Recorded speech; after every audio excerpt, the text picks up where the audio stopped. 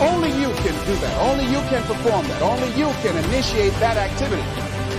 And if you don't do that, if you're not filling in your life with your life work or your mission, then there are gaps in your life. And what we do when we're not living out our true identity, we begin to fill the gaps. We fill the holes with garbage.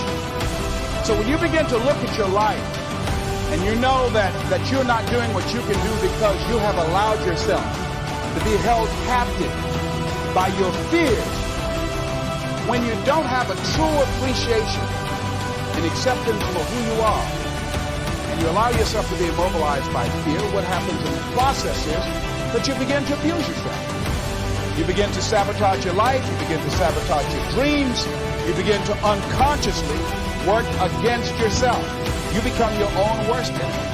So what do you do about that? You begin to realize that your dream and your gifts have so much meaning and so much value for you till your hunger for them will begin to push you past the fear. You were born to do something magic in small ways, in big ways, in quiet ways. Maybe it's not going to be millions of dollars. Maybe it's going to be one person you inspire with your story, what you overcome. One kind word, one message, one moment with one person can change the world.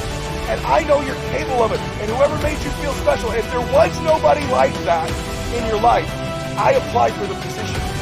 I applied for the position to believe in you. Because I know how great you are. I know what you're capable of.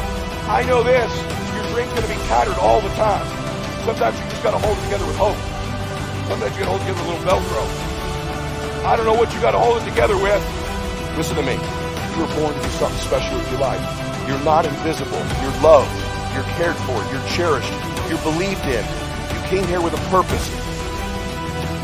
Being worthy, being capable, having what you need to make you a worthwhile person, that you're more than able and that you deserve to be listened to, or you deserve to have that dream and that passion, or whatever it is that you see and envision it. You've got to see it in your mind's eye and know that you've got what it takes.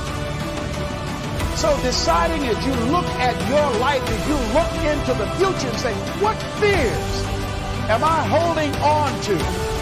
What fears that I'm allowing to imprison me? It's keeping me from breaking out.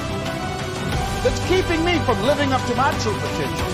That's keeping me from really being happy. That's keeping me from having a sense of adventure and excitement in my life. What's keeping me from controlling my destiny? Fears. And I'm giving that permission to. We must give our permission to fear to immobilize us. Because whatever discomfort you experience, whatever challenges or difficulty that it is, you've got to handle. I'm going to move in this direction. I'm not going to allow anything to stop me from doing what I want to do. If you shake somebody's hand when you're riding left and say, I'm unstoppable. See, when you begin to understand and acknowledge your fear, and you go forth anyhow, you go forth in a spirit and a knowing that there's a way that you can begin to handle this. There's a way out here somewhere. There's a solution. What it is that you're seeking. That you have the capacity to whatever comes up, to handle it, to face it. And rather than feeling powerless, you begin to feel powerful. All of the major downsizings that are taking place around this country, there are a lot of people who are biting their fingers in fear that they might lose their jobs. But there are few people who have decided within themselves, I'm going to make it. Some people aren't waiting to be cut because they feel within themselves, I've got what it takes to make it.